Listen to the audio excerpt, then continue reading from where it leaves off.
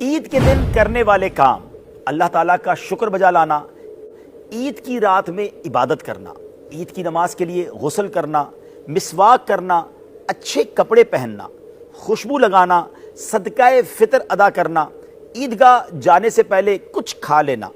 عذر نہ ہو یعنی کوئی تکلیف نہ ہو یا کوئی مسئلہ نہ ہو تو پیدل عیدگاہ کی طرف جانا، عیدگاہ آنے اور جانے کا راستہ تبدیل کرنا یعنی کسی اور راستے سے جائیں اور واپسی کسی اور راستے سے آئیں، راستے میں